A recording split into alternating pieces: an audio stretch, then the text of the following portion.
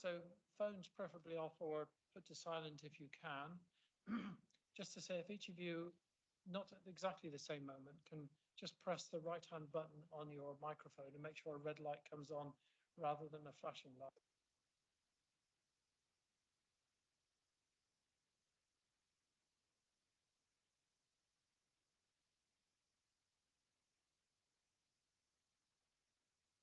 Stay on.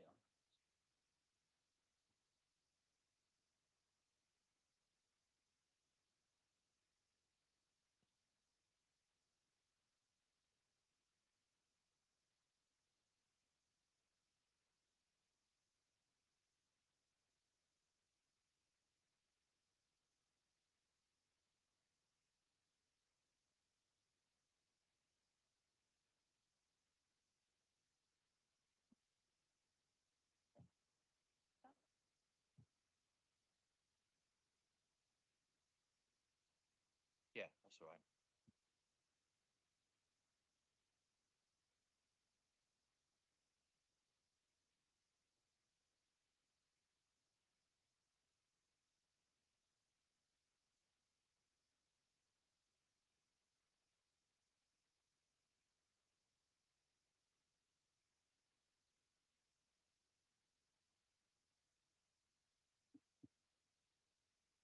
Right. So I'll start off by thanking our visitors today. We've got a number of them who are here, and also to welcome our guests online. See who's come in today, and Martin from the Pension Board, who's joined us as always. So a very reliable attendee. Thank you for that. I've got a notice to read out, which is there are no planned fire drills this morning. If you hear the fire alarm, please treat it as real. Evacuate the building for the nearest escape route. The one which is the stairs here just outside the chamber. If they're on fire, please go the other way and use the other stairs. Exit by the back door of the building if you can. Walk across the inner car park to the evacuation point, which is the pavement opposite the police station. Don't use the lifts. Don't re-enter the building until you are told it is safe to do so. Thank you. Right, onto our agenda. Number one is apologies and changes in membership, if any. I don't believe there are any at this stage. We will be coming on to an urgent item on the agenda in a few moments as a result of the full council meeting, but I'll surprise you with that when we get to it. Right, minutes of the last meeting. Were there any comments on those? If not, can I have someone to propose those, which is Vanessa and Paul to second it? Thank you. There we go. That's all done, taken care of. Thank you very much indeed. Declarations of interest. None? Okay, that's that dealt with. Right, urgent item. Arising out of the full council meeting was the decision at full council not to appoint the deputy chairs of most of the committees, and that the deputy chairs of the committee should be appointed by the committee at their next hearing of that committee, which is for us today. So we are open to receive a nomination for deputy chair of the pension committee. Councillor Brady. I'd like to propose Councillor Churchman continues as deputy chair, please. Thank you.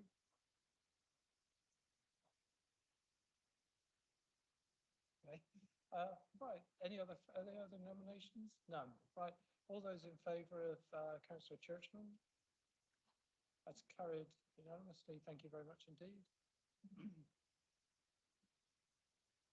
That's a standing position. It's not a day chair. It's a permanent. So we need to record that, I assume, don't we, and pass it on to Democratic Services so they can put it on their great big board of all of the appointments now. Right, next item on the agenda, number 4, is public questions. Do we have any public questions? None, Mr. Chair. None, and we have nobody in the gallery. Par for the course, I think. Obviously not interesting enough for everyone. Item 5 on the agenda is the pension operational update, which is in the capable hands of our 151 officer, Chris Ward. Chris, over to you. Thank you, Chair. See the slides. So there's a slide deck coming up on the screen. Obviously, this will be circulated later. But I thought it would be useful for you, obviously, as a committee to understand where we are, particularly as we've had a number of well-rehearsed resource capacity, resilience type of concerns, and I thought it'd be useful for you to understand what the current position is across both administration, governance, and investments, and to understand what the future looks like as well. So I think that the main things for me to cover, and I'll do it in its component parts. I'll talk a little bit about pensions administration, obviously really key that all of our pensioner beneficiaries get paid. So we'll talk to you about where we are with that and what the plans are there. Then move into pensions, governance, funding and investment. And then I wanted to, at the end, just talk to you a little bit about what's happening with government and government engagement with local pension funds more recently. And there's at least 3 of us around this table that are involved in what are described as government roundtables around pension matters. And I thought that would be of interest to you because it obviously will talk to where government policy and direction is and their timescales for action, really. So I think I'll pick up on that at the end, and there'll be excuse me, an opportunity both for, I think, Councillor Jarman to speak at that point as well, as a consequence of him being one of the invitees to a roundtable. I might put you on the spot, Kevin, as well, if that's okay, because I think Kevin's been an invitee to a roundtable, and you can put me on the spot next time round because I'm an invitee to a roundtable tomorrow. So, if we touch on pensions administration, I thought what I'd do in the first instance is just give you a sense of what the performance looks like. So, rightly, you should be expecting to understand where pensions performance is at the moment. The Pensions Board themselves received a report, I think it was on the 6th of March, that set out that in terms of all of the administration KPIs, that just under 95% of those KPIs were being completed within target. Most of the very, very important ones in terms of paying pensioners on time, obviously they were at 100%, but in overall terms, the performance is still, and at that point, is still strong in terms of pensions administration. That's really a backward look of what performance looks like, or a current position of what performance looks like. If we start to say, well, okay, you rightly know that and have raised concerns that we have resource capacity constraints, what does the future look like, at least the short-term future, and have we got measures in place to ensure that our key activities can be performed properly? So the key activities are the continually, obviously, being able to administer our pensioner payroll. There's pensioners increase update, there's work that Matt and team are doing around P60s, and we've got the annual benefits statement as key activities that's coming up over the next 3 to 4 months. We believe that they are okay. We expect that they will be performed on time and without any significant disruption. Obviously, the team have to try to manage as best they can the volume of transactional activity or inquiry that they have. You know that they're a small team and they're under a degree of pressure, with some support from Hyman's actually in terms of the capacity that we have. So they continue to promote the use of self-service. So where there are online and digital tools for members to be able to access, that's being promoted, and that should take away some of the transactional activity that would otherwise fall on the admin team. And they also continue with their program of automation as well. So that's just a short little update in terms of performance. In terms of the vacancies, you'll know from previous meetings that we have 3 pension officer vacancies. One of those has been recruited to and starts in May. The other 2 vacancies And if there is an update, I'll turn to Sharon's not with us, is she? Oh, Sharon. See you come in, Sharon. There's two other pension officer roles, and we were going to revisit those applications that we had for the pension officers themselves to see if any of those would be suitable for trainee roles. But unless is there any update on that, Sharon? That's where we are. Okay. And finally, there was a vacancy for an employer relationship stroke data quality officer, and there's an offer being made to a prospective candidate for that. In the background, and I'll come to it, it's on the slide anyway, but in the background, you'll know that we've got support from Hymans in terms of the administration as well. That equates to 120 hours a month, which is the equivalent of 1 FTE. So we're getting back to a reasonable, but certainly still not satisfactory resourcing level, but it's a level that is currently being managed. It's also a new role for Deputy Pensions Administration Manager to give some support, cover, resilience to Matt, and that's currently in job evaluation. So it's going through the process of the role has been designed, it's now being evaluated, and then beyond that, it will go through the normal recruitment process of being advertised and so forth. So that's anticipated to be advertised in June this year. I've already touched on the external support that we're receiving from Hymans. We've also been in conversation with Hymans in order to extend that support so that we've got security of administrative support, because we are in the uncertain environment around the extent to which we will be able to resource back up and the timing of that resource. So that's now been secured for a 12-month period, and with 2 months notice on either side being part of that contract. But we've also managed to make the arrangement with Hymans that we can flex that support as well. So in the event that we don't need the administration support, we can flex it towards other pensions activity, whether that be training or whether it be other type of project work as well. So that's also put in place. And again, that was something that was within the Barnett-Waddingham report, really, when you talk about having an enhanced in-house service where you have got the ability to call off, where you call off on external support as and when you require it.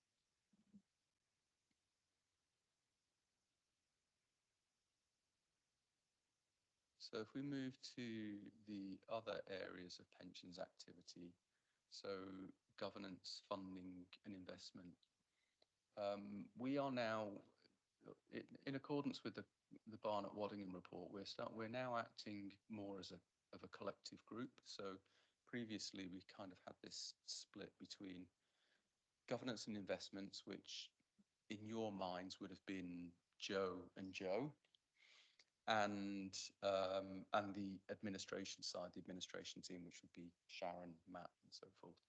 We're operating much more as a collective now, and this is just some of the detail really. I chair a weekly meeting between all of the interested parties. So Matt's there, Louise is there, I'm there. Kerry Hubbleday is part of that.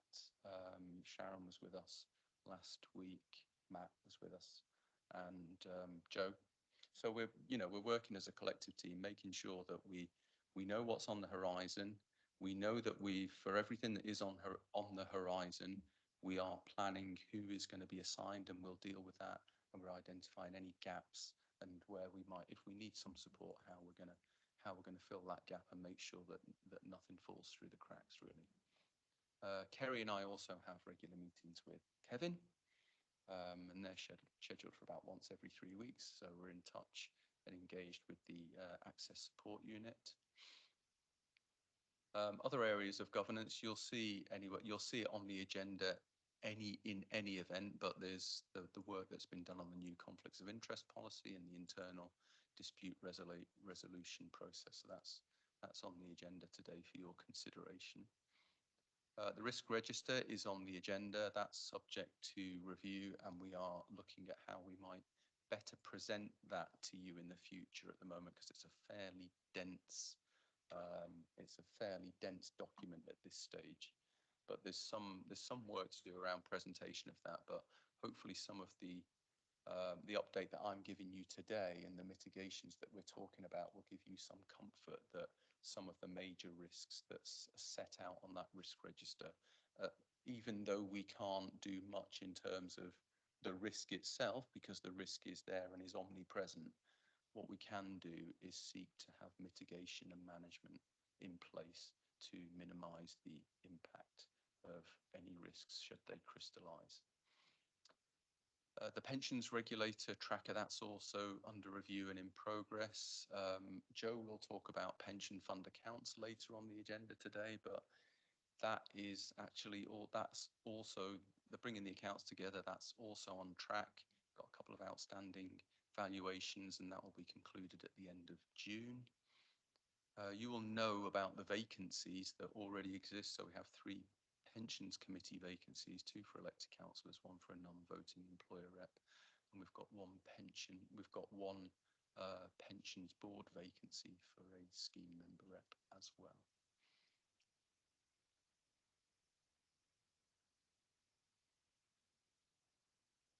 So we are, in terms of the vacancies that we have on the governance and investment side, obviously we have Joe departed, I can't remember the date now.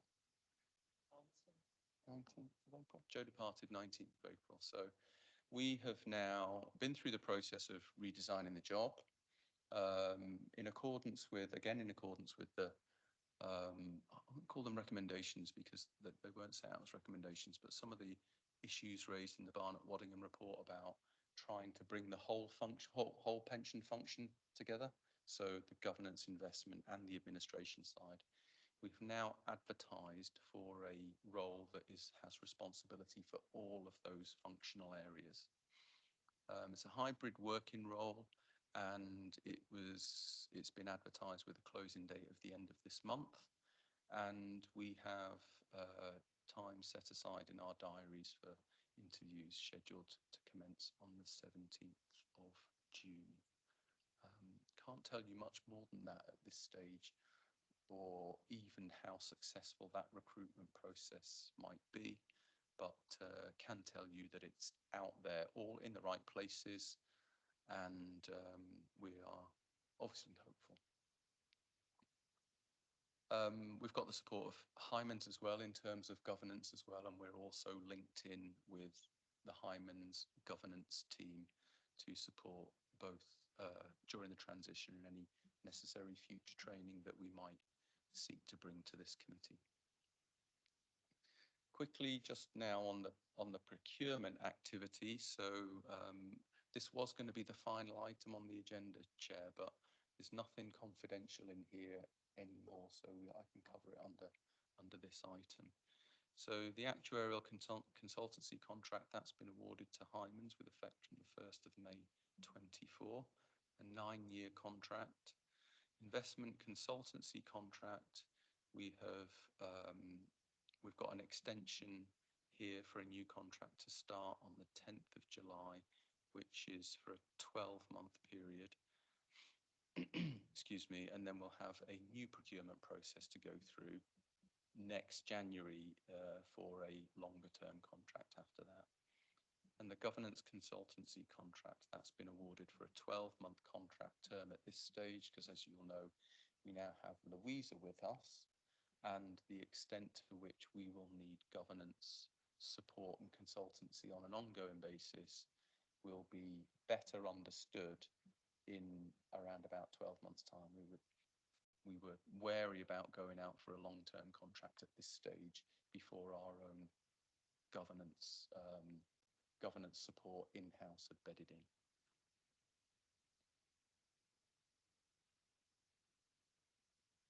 So a quick position statement on funding. This is a good news position at the moment. So our colleagues from Hymans kindly provided us with a funding position So this is at the end of March 24. What you'll see is, as at the end of March 24, the expectation is that our funding level is 136%. So, and if you kind of, if you trawl down the numbers, you'll see that the asset values have gone up and the liabilities have gone down. Well, you can see that that's been a progressively improving trend if you look at the chart on the right-hand side over time as well since March 22. Not highlighted, but actually of significant interest, I would say, is that what you also see on the funding position is that there's a figure there that says 3.9%, and what that if you're unaware of that, or if you are aware of it, apologies for me repeating it, but if you're not aware of what that means, it basically means if your fund performs with a return of 3.9%, you'll be 100% funded. Not 136% funded, but it'll be 100% funded. And it also goes on to say, and the likelihood of achieving a 3.9% return and therefore being 100% funded is 92%. And probably David will talk better on this, but whenever it comes to valuation, there's an enormous amount of modelling that's done to look at all of the potential outcomes from the performance of your investments, as well as what is likely to happen in terms of your liabilities, and levels of confidence of achieving certain fund performance, overall funding levels. So that's really quite a positive story at this stage. David's got an item on investment performance later in the agenda, not overall fund performance, but the investment performance, not the liability aspect. So that's just by way of update on performance. And then finally, I was just, as I mentioned at the top of the presentation, really, was just to go back to what's happening with government at the moment. So the Chief Executive and I, just take a sip of water.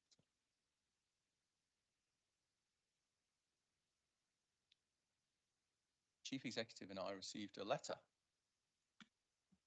just last Thursday from government, from the Government Minister Simon Hoare, who has also written to us previously, back in April, I think it was, and any of you that are alive to this will know that as part of the local government financial settlement, government also announced that government would like to see productivity plans from all councils in the country. And this is all part of the new off-log regime. And that letter actually covered had almost 50 questions in it that it would like local government to answer. And the bit that you hear in the headlines is that central government are looking to see how local government can make a statement on how it would basically increase efficiency, but reduce waste. We've now received a letter that makes reference to that first letter and productivity plans, which says, and it also applies to LGPS funds, even though it made no reference to it in the first letter. So government have now posed 2 questions with some sub-points underneath. And they say that the response to these questions that they're asking of us and that they want a response by on the 19th of July is how your fund will complete the process of pension asset pooling to deliver the benefits of scale. So they want to know our response to that. And they make reference to pooling of listed assets. They make reference to investment consultancy costs, and they make reference to governance structures. They also want to understand what our response to ensuring that the LGPS fund is efficiently run, and including the benefits of greater scale. And in couching that question, they make reference to mergers and they make reference to larger pensions authorities. So in addition to posing those questions, government have also organised, hosted by the Minister, Simon Hoare, a series of roundtables, and they tend to be covering investment, they tend to be covering pension fund mergers, and they tend to be covering governance as well. So as I mentioned at the top of the presentation, Kevin has attended one of those roundtables around investment and investment opportunities. Councillor Jarman attended a roundtable, was invited and attended a roundtable yesterday on mainly around pension fund mergers, I think it is. And I've been asked to attend a roundtable tomorrow on governance and investment. So I was going to pause at this point, possibly ask Kevin to just say a few words about his roundtable, and then ask Councillor Jarman to say a few words about his roundtable, just to bring you right up to speed in terms of how they have gone and what anybody may have gleaned from government thinking at this stage. Okay, that's me done, Chair. Thank you. Thank you, Chair. Can I just check, is the microphone behaving itself? Bring it forward a little bit. Okay, just a couple of brief comments from me then. I attended the roundtable that was held on the 14th of May. It included officer representatives from a number of pools, but not all pools. It also included the chairman of the Scheme Advisory Board, so that's Councillor Roger Phillips, and the Local Government Association were represented as well, along with Cornwall Pension Fund. So I'll say a brief word about Cornwall's input and then outline the sort of general themes within the debate. Cornwall have made decisions to take certain parts of their investment policy and see how that can be invested locally within the Cornwall area. The main points that came through from the conversation were that having made that decision, by necessity, the investment size they were dealing with compared to the rest of the pension mandates they have, the local investments were actually quite small in scale, and they had experienced degrees of difficulty in getting support from either the pool or from the wider investment community because of the bespoke and particular nature of those investments. So that was put in as a learning point that may apply in a wider instance. Wales indicated that they had, or I beg your pardon, the representative from Carmarthenshire indicated that they too had done some local investment. That isn't something that all authorities choose to do, and the Welsh experience in Carmarthenshire was that they were bumping into local planning issues from a pensions perspective. They're more used to implementation issues and trying to ensure that risk and return are managed, but the nature of what they were trying to do locally, I think some of their experience meant it was overlapping with planning issues, and they might be inclined to sort of think again about that in future. The wider conversation was really about some generic themes on investment and pooling. You've heard Chris mention that the letter that's come out asks certain questions of all local authorities. There was a point in the government's response to last year's pooling consultation where we felt what was being asked was a March 2025 deadline for all assets to be placed in pools. And that raised a number of eyebrows because it wasn't the question the consultation asked. The consultation last year asked about listed assets only, so active and passive equities and bonds. That's where the majority of assets tend to be invested. That's where the majority of pooling activity has taken place. So there were some eyebrows raised when the autumn statement suggested it should be all assets. So the opportunity was taken at the workshop I attended just to highlight that to the Minister. And whilst there may be issues within the letter that do need some consideration and further discussion, it was pleasing to see that the letter clarifies government expectation about pooling targets by March next year are just for listed assets. So that's a piece of housekeeping that I think has been straightened.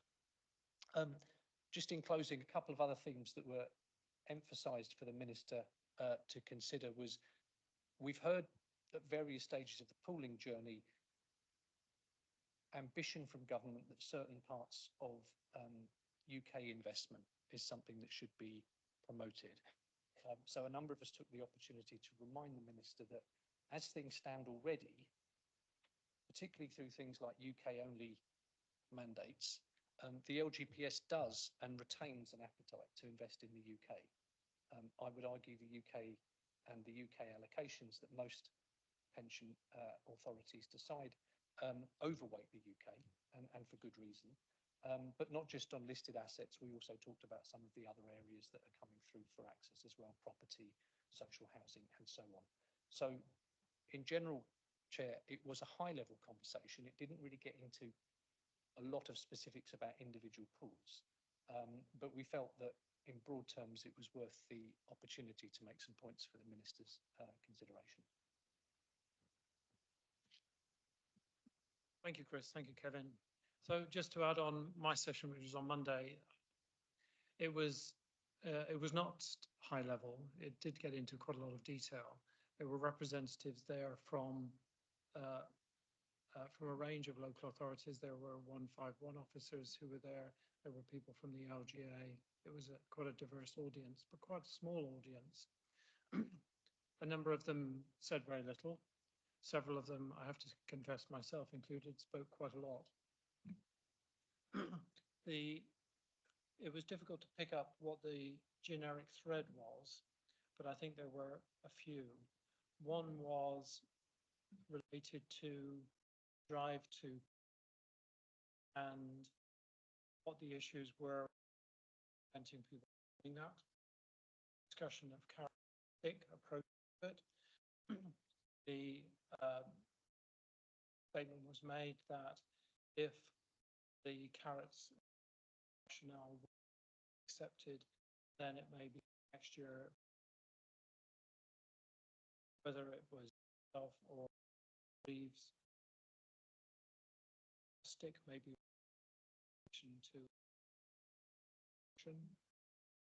There were issues raised about localization versus national approach to these issues, self-evident. There was also raised the issue of the government's financial position and their ability to funds and to being very limited, and that perhaps the very considerable collective fund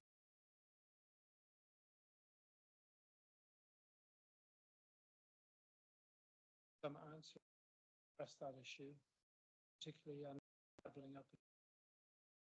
So there were a number of sub-threads. Those of us who spoke robustly, clearly also not aligned. There were those who were very supportive of complete pooling, and some of those had their experience. Shared services model, sharing resources between funds to a increase in and relationship, and their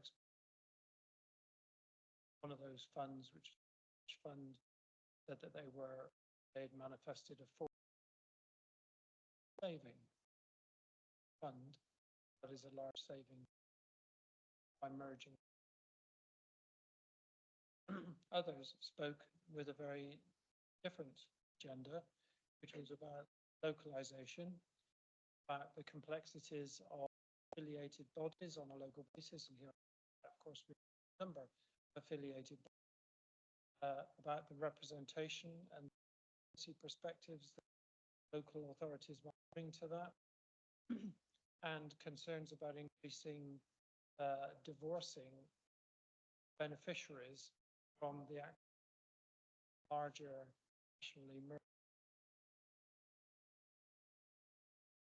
So I think Simon came in with very clear briefing, a number of points, and what we were able to do was to understand that the briefing he received was particularly some areas narrow, maybe to alert him to the other wider concerns considered in this process. But I think the overall agenda, the direction of travel, seemed to be quite self-evident. They were looking for a stage approach of shared services, collaboration on pooling their managers. Yet an undecided travel that they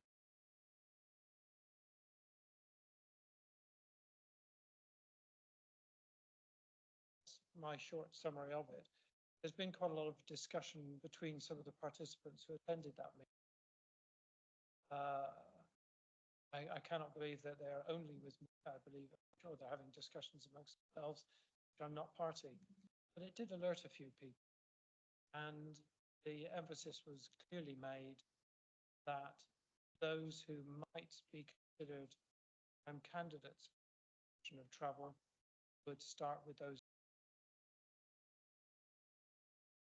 difficulty, resources, retention, and therefore greater beneficiaries, shared services, increasing collaboration and a larger scale. That's a summary of my meeting. I did want to turn back though, before we move on to a general discussion, and give Sharon a chance to talk. Oh, sorry, Sharon, I didn't know. But did recently talk at some length, and there was both the pension board and this topic. Of course, the Barnet Waddingham quite a long time ago now did start the process of emphasising recruitment pension. Issue that we just to invite.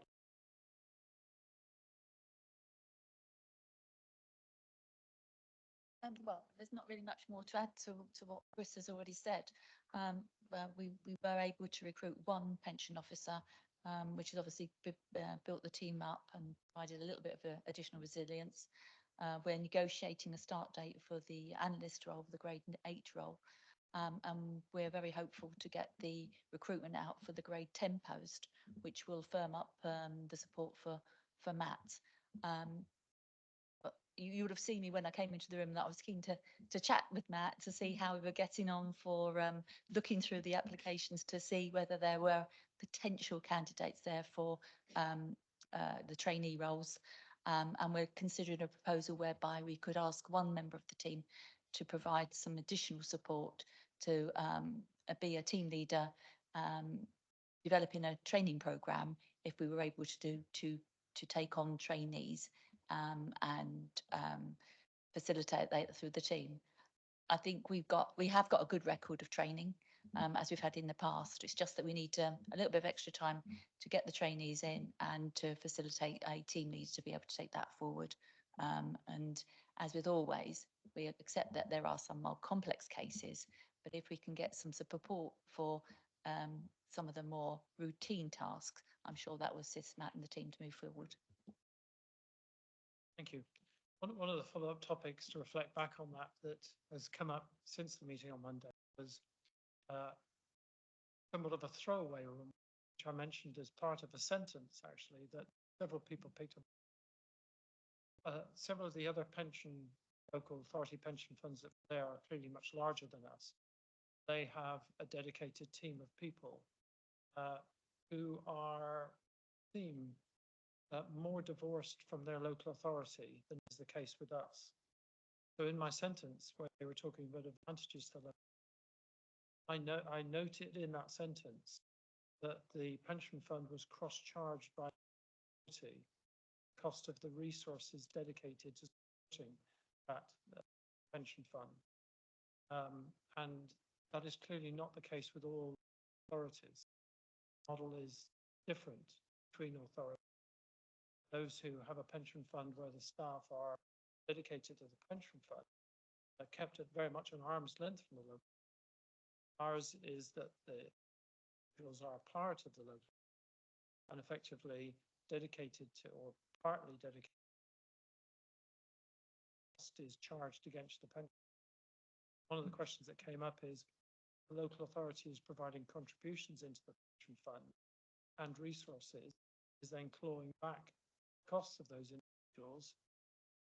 Is that there's some adjustment either to move the individual, that there isn't, there's an adjustment between the contribution level and the clawback calculation which is done.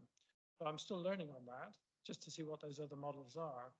It's clearly that there isn't a one size fits all that's employed in that. Much more flexibility than I'd ever imagined. It's a good education for me, which is still. So I think we'll throw this open. Clearly, we've covered a number of topics here about resourcing and history of that and the recruitment process, as well as the funding levels and some of the mitigation which is going on at the moment to deal with that resourcing issue. Councillor Churchman. Yes, I have 2 or 3 questions. Why did it take 5 months for us to get to actually talking about employing somebody? We knew at the beginning, we knew in January that our fund manager was leaving. So why 5 months? I found that incredible. Secondly, as Councillor Jarman has intimated, the pension fund pays for its own staff. It does not come out of the council. In fact, we've recently had a recharge for accommodation. So why are HR being involved in recruitment of people, including a fund manager or not, for our pension scheme? In my experience in the past, this did not happen. The pension scheme is run for the benefit of the pensioners, and the staff employed are all paid for out of the pension fund contributions. As I understand it, the level that we are recruiting for staff is quite low down the scale. And I really wonder whether we are going to be able to attract reasonable talent to do any sort of top level job. So that's one good point. Perhaps I could have some answers on that, please. Yes, I think it's better to deal with them one point at a time. Who would like to take it? Well, I'll respond first, and if Sharon wants to add anything, she can. I'm not sure where the 5 months comes from.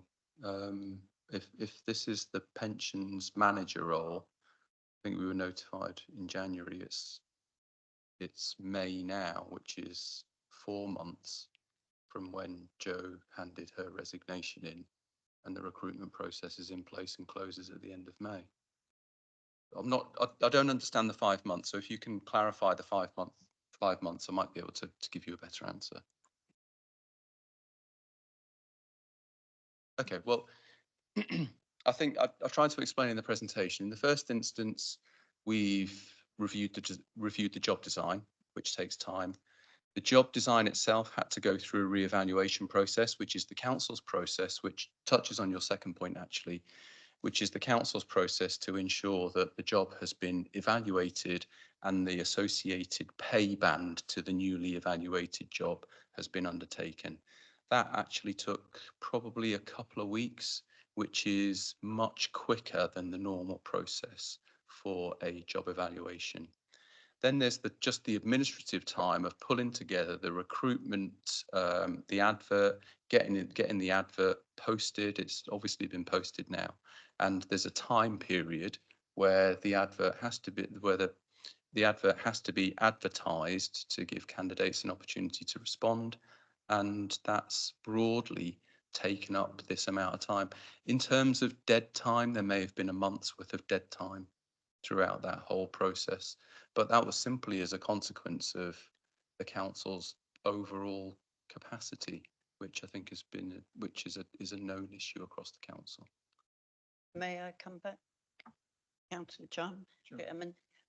We're talking about £750 million. We're talking about, I'm not sure how many pensioners we have. I wonder what they would really think if they knew what had been going on for the last 4 months. If I was a pensioner of this council, I would not be impressed. £750 million. I just find it mind-boggling. And I still go back to the point that the pension fund supports and pays for its administration and officers. So I'm sorry, I can't understand your logic about, oh, it's taken this. Maybe the council should be involved, the officers, in designing a advertisement, if you like, to get the right person. But it is not up to the council, in my opinion, to actually appoint under HR any sort of manager, whether it's fund or just administrative manager, because they are not paying the bill. He who pays the piper calls the tune, surely. I also would like to know how much we've already spent with Hymans Robinson, covering the fact that we don't have a fund manager, and how much longer we're going to pay. I suspect we probably paid enough over the last few months and into the future to have paid quite a good salary for a whole year. Thank you, Chair. Thank you, Councillor Churchman.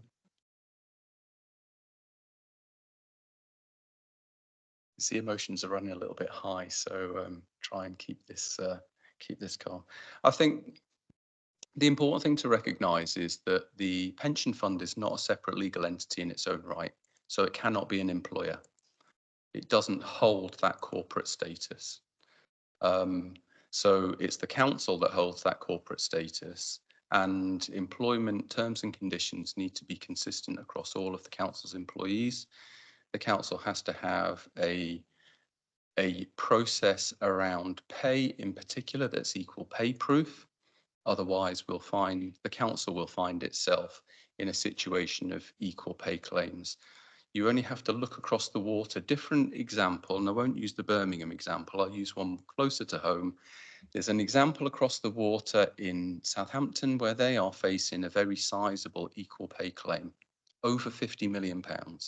And whilst I'm not saying that's comparable to what would happen here if we didn't follow proper process around job evaluation, making sure that there's equal pay for equal value work, that it just highlights that it is a very real risk if you don't follow proper process.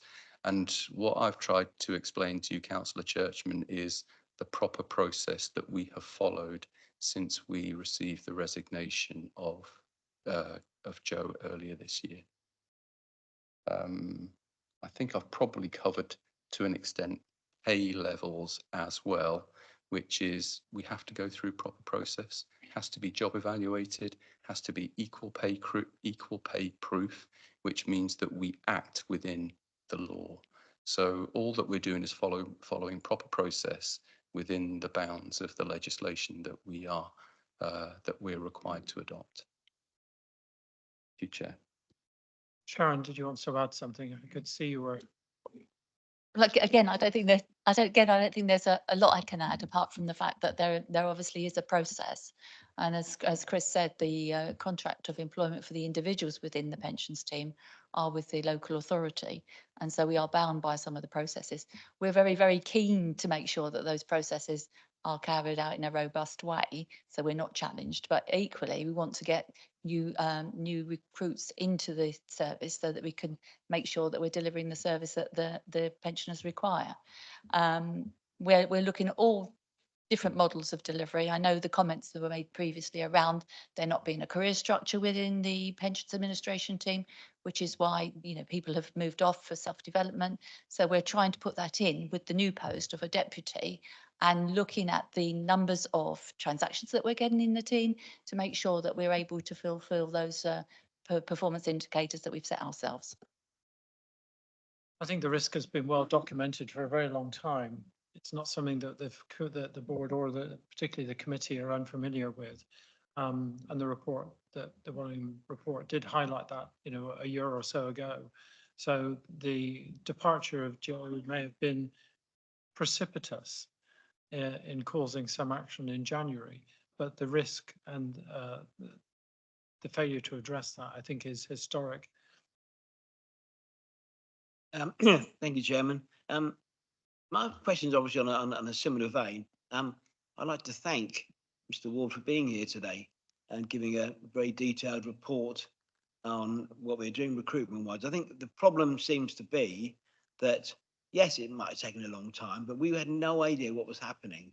If we'd have known at the very beginning, when Joe announced he was going, if we'd had some sort of presentation on what was going to happen, how it was going to happen, council's processes, it might have taken away some of the frustration that we were being told nothing was happening behind the scenes. If we'd have known something was happening, it may just have been, because what you said today is really encouraging, and I'm pleased to hear it. Perhaps in hindsight, we could have been told that sort of our last meeting, so we wouldn't be thinking, well, council doing nothing about it. Because as Bless said, it's a big chunk of money, key position. So perhaps really communication would have been helpful to us. But I'm encouraged very much by what I've heard you say today. We got to a position where we had Joe become a key worker. And it's a great opportunity, as you said, Chris, to actually sort of almost redesign the offering and put more safeguards in place so we don't come to that key worker position in the future. So I think that is encouraging as well. So thank you for that. My question really is around the amount of money we're paying to Hyman's Robertson. It's ridiculous. We raised it at the last meeting. We were paying a massive amount of money a month. And that is now ongoing. So the question is, how much are we paying a month to Hyman's Robertson? And is that coming out of the pension fund or out of the council's general budget? If it's coming out of the pension fund, it's got to stop immediately because we're draining the pension fund. I know we're in a good position. Your slide showed a good pension fund position. If we keep funding a sizable chunk to Hyman's each month coming out of the pension pot, that doesn't sit comfortably with me. So how much are we paying? And is it coming out of the pension pot would be my two questions. Thank you. And thanks for your presentation, Chris. Well, thank you for the words, Councillor Brady. I can answer the second question. We can give you a written response to the first if that would be helpful to you. The second question is, it is a cost to the pension fund. It's not a cost to the council's general fund because there is the ring fencing arrangement. I think that there needs to be an appreciation, and we can do some of this with you as a committee, that some of the risks that we have, we will always have. There'll always be risks, or there'll always be a key person risk with a small fund. It's inescapable unless somehow we think we can double up on our establishment. So at some point in time, a member of staff will leave. That member of staff might be designated a key person risk. The important thing is that you've got arrangements in place, and the Barnett-Waddingham report even referred to this, that you've got those call-off arrangements in place. So you have a safety net for that period of time where you have to manage a particular risk. It's not a risk we can escape. So it's not difficult to understand why we've had a particular risk that will continue to be on the risk register around key person risk. That's never going to go away. And the question that you need to ask yourself is, what's your risk appetite? And are you happy to carry that risk? Because if you're really unhappy with the key person risk and the mitigations that are in place for when that risk, if and when that risk crystallizes, if you're not content with that, what you're saying is that we need to operate in a different way. And that does lead you into the conversation that Councillor Jarman has just had with ministers around, is it a shared services model? Is it a fund merger model? Because it's a set of risks that we can put measures in place, but when they crystallize, we will have to draw on our contingency arrangements, which in this case is Hyman's, and I accept that there's a cost to that, but there's a premium to pay when you are a fund of a certain size and you've got to put safety net processes in place to manage risk. I just think that we need to be conscious that some of these risks will always be with us, and you've got to be comfortable about the mitigations. If you're not, we need to look at a different model. Councillor Ward and then Steve Milford. Thank you. Oh, Nick first. You have the floor. Thank you very much, Chair. That's very helpful. Thank you, Chris. And I think that we can all appreciate that. Stepping back, of course, one of the things that has not been addressed centrally, and actually you mentioned briefly about local investment, is the advantages of a local fund, of a locally controlled fund, of a fund which employs people locally. Has there been, and this is in two parts, I apologise, I don't like two parts, I try and make my questions very simple. The first is, has there been any consideration for some degree of separation, additional separation between the pension fund and, I mean, all aspects of it, investment, governance, administration, from the council?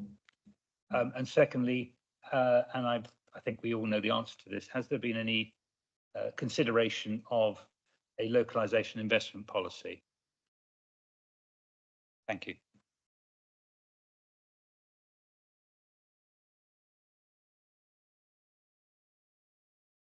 Okay, thanks, Councillor Stewart.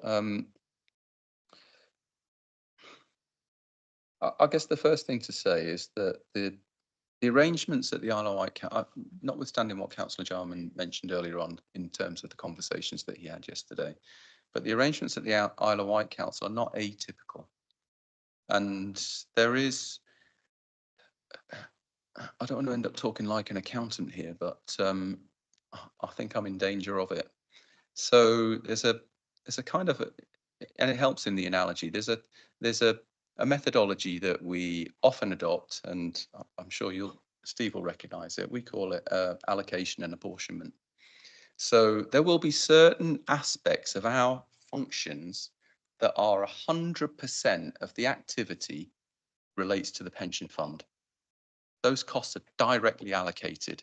So it's almost as if there's a separation for those direct 100% activity direct costs, and that will be in Matt's area of administration in the main, because he's just working dedicated to the pension fund, so direct allocation.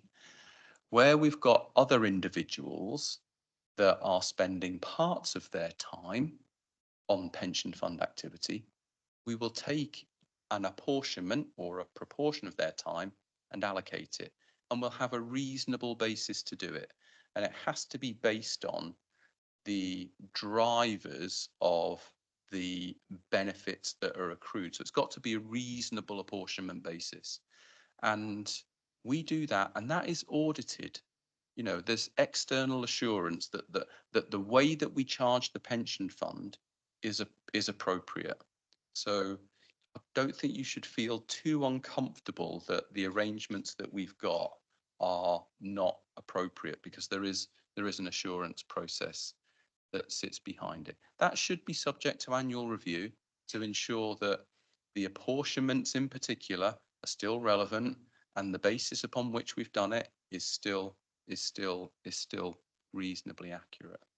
But like I say, it's not atypical, and I hope I've been able to give you some assurance that there should be no material over or undercharging from the council, if you like, to the pension fund itself.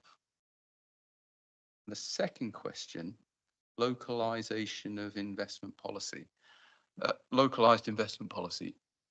As far as I'm aware, there's not been any real consideration of that, Councillor Stewart. I think the things to bear in mind, first and foremost, that the pension fund and the pension fund committee has to act in the best interest of its members.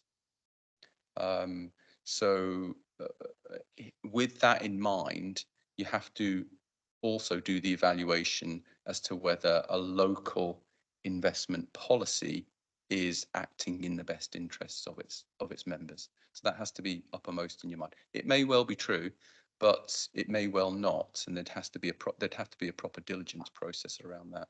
And Kevin mentioned earlier in his update about some of the barriers that that had led to in certain other funds. It's not to say it's off the table, but you would have to go through a proper exercise of diligence and evaluation to be satisfied that that was a correct investment for the fund. So clearly, you know, we have a fiduciary investment as essentially the trustees of the pension fund. And that can run in the areas of local investment and in investment activity and others, contrary to that consideration at times, or seem to run contrary to it. It was clear, though, that quite a few of the others who were present on Monday had local investment funds, and we had examples of the energy industry that they'd invested in, and local startups, and so there were a number of examples that were given of it. The examples that were given of it were all very positive. I'm sure there are examples which were not positive, which were not mentioned for other reasons. But yes, so we all know those. Okay, Councillor Ward. Thank you, Chairman. Mine is positive. I'd like to say to Chris that thank you for your briefing, Chris. It increased my knowledge tremendously of what was going on. And I was particularly interested in the capacity of our team. You need more capacity if we're going to do different things, and invest more, and spread our investments around. And I can totally understand how difficult it is to recruit high quality professionals. And that's why I was really pleased to see that the team had made the decision to engage trainees, because I really do feel that these people are like gold, and if we can grow our own, I think that's a really good step forward. That was it.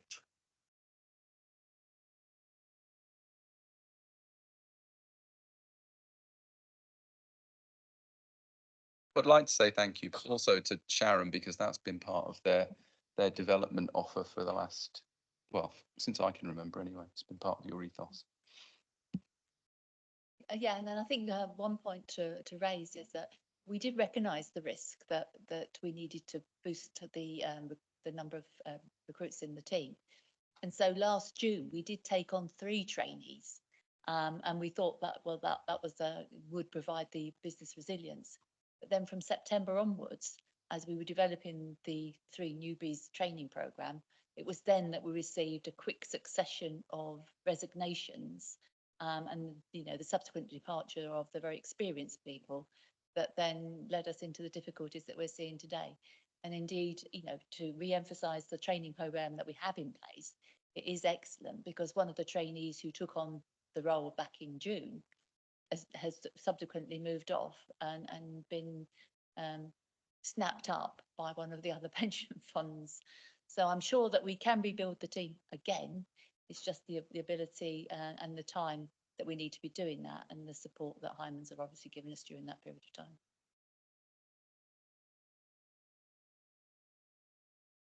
I do understand that can be a concern. We grow our own and somebody else benefits, Yeah, thank you. Thank you for that. There is always a going rate in any industry and in any job.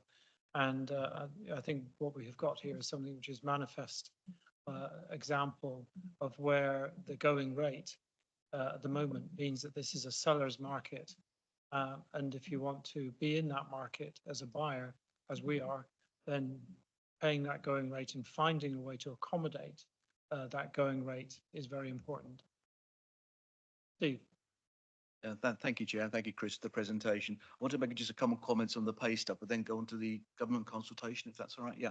In terms of the pay, I mean, Unison are acutely aware of the impact of job evaluation and fairness, and very much what happens with equality. And we're obviously on the other side of the table when those debates happen. One thing I thought could have been perhaps considered was market supplements, which happens in some other departments just to temporarily bridge the gap on retention and recruitment. And in terms of the points made about the cost paid to Hymans Robertson, I think for transparency, these should be regularly reported to this committee so that we know we're spending with them. Not much we can do about it. We've agreed it, but we ought to know about it. In terms of the government consultation, perhaps I could just raise a couple of issues, stroke questions. It's just literally just started with employers, I understand, this week. Is there any intention for it to be extended to trade unions and scheme members? We've talked also about the effect that it might have on local investment. We don't do local investment particularly here, but it might impact on that if we go into fund mergers. And the background to this all, I think, is that we were very sort of wary with the government steer trying to get pension funds to invest in local infrastructure projects, almost to replace government investment. And is this kind of a way around doing that again? In terms of fund mergers, Chris kindly sort of my views on that. Yes, it very much can affect staff working directly, but also on the service locally. So I think those are considerations we might want to bear in mind when we're talking about fund mergers. And finally, the government talks about this being about efficiency and savings, but who are those efficiency and savings for? Is it ultimately the government going to say, well, we're going to fund local government less because they have to be efficient, more efficient with their local pension arrangements? So those will be kind of the issues I would be looking at. Thank you. A very complex list, Steve. All big issues, I have to say. But I think Sharon can pick one of those off, which is the market supplements issue.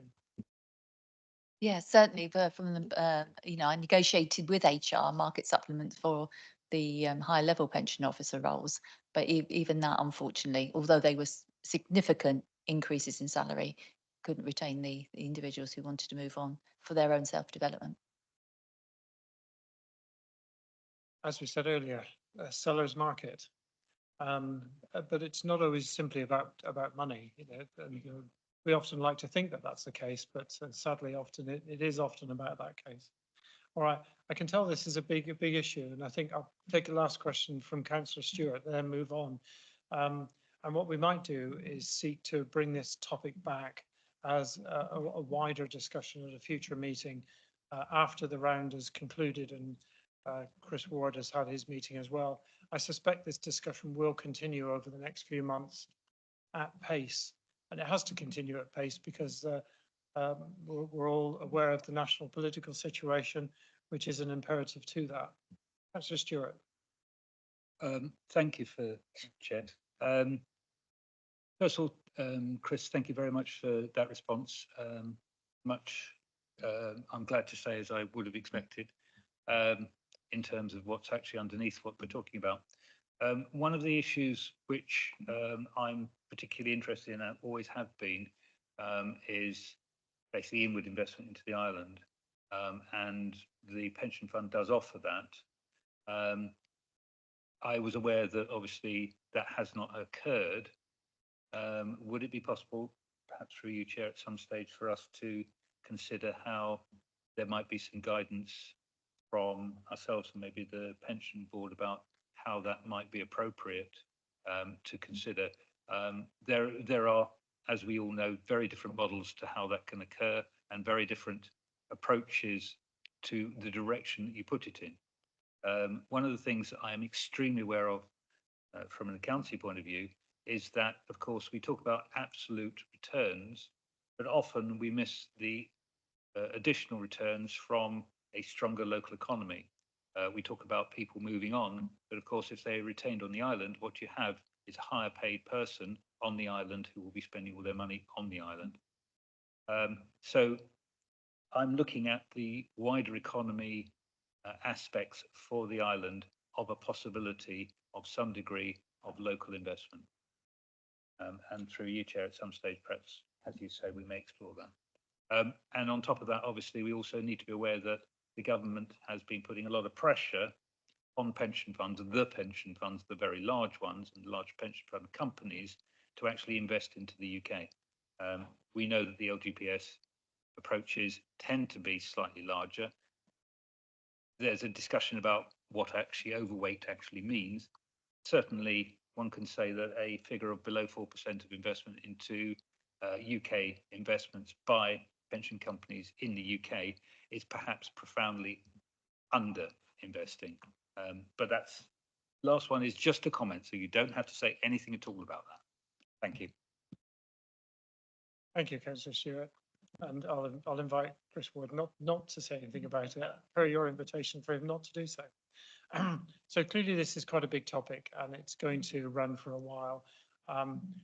What I will do is we'll put it on the agenda for the next meeting, but we will have a separate agenda item about local investment.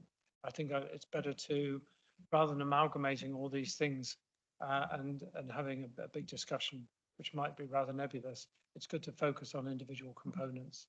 So we'll try and do that. Thank you, everybody, for the contribution. Oh, yes, Barbara's got a.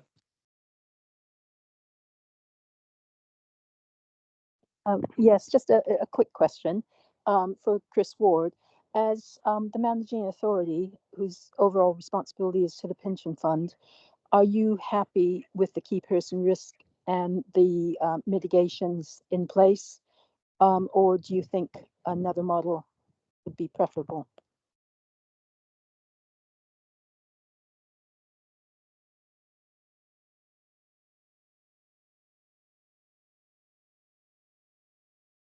I don't think it's an overly comfortable position to have key person risk for what will now be the strategic manager of pensions or head of pensions, whichever designation we give it, or indeed for the pensions administration manager. I take some comfort from the fact that we are looking to put in place a deputy on the administration side. And I think we are able to manage periods of absence for key person risks. If we find ourselves in a position where we find it very, very difficult to recruit, I think my level of comfort would start to change quite dramatically. But I think it's manageable in the. I think we have an overall framework that's able to manage those risks in the short term. But if we find, for example, that we are continually seeking to recruit to key person roles, and even if we do recruit, then we only retain for a certain period, and then we're back into the recruitment and seeking to retain cycle, that's where I think I'd be saying this feels unsustainable and not in the interests of the overall pension fund itself. But at this stage, I'm comfortable that we're able to manage the position, both in terms of governance and investment and in terms of the administration, with the measures that are in place. Thank you. So clearly this will be a topic for that discussion when we come back in our next session. I think looking at those other models is something we should do. And I think also the committee should be involved in looking at what our feelings are about the risks involved and the way that risk mitigation is dealt with in terms of having a policy which is effectively where we have a resourcing issue that we have a go-to, which is good. It's good to have a go-to, but clearly the costs involved in that on an ongoing basis are quite high, particularly if it's a protracted cycle. And as Chris Ward has said, if we're entering into that protracted cycle repetitively, then that becomes a disproportionate risk and a disproportionate cost to consider. So we'll bring all that forward to the next session.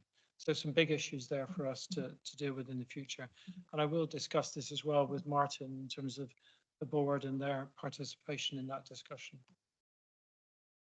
Would I be right in thinking or assuming that there is in fact a special dispensation inside our staffing, in other words, exceptional circumstances, to increase something out of what would be our normal salary range so that we can attract somebody to this position? Yes, that's right. There is. And I know I spent quite a bit of time talking about equal pay earlier on and how we've got to remain within the law. What you have to do in order to demonstrate that you still maintain an equal pay position and within the law, is that you have to demonstrate what's called a material defence factor. So you can move outside of your pay policy to attract an individual, but you first have to demonstrate that there's been a failure to recruit, and you've got to demonstrate that you've taken all reasonable measures to recruit before you are then able to move outside of your pay policy to recruit. So it is possible to do that, and that's one of the tools in the bag. And Sharon mentioned it earlier in relation to some of the admin staff, and it applies equally across all posts in the council. So there's a policy response to it, but it has to be demonstrated that there's been a failure, and then the level at which you then pitch it at also has to be justified as well. And it's got to be in accordance usually with some form of market median pay for that level of role. Thank you. So clearly quite a wide topic to bring back next time. And many of us will, I'm sure, believe that there is a market failure here and that the balance between supply and demand has changed materially. Perhaps it's always been this difficult, but certainly it's very evident at the moment. Right, thank you for that robust debate. It was very useful. I think we've all learned a little bit from that as well. I'm going to move on now to item 6 on the agenda, which is the report from the local pension board.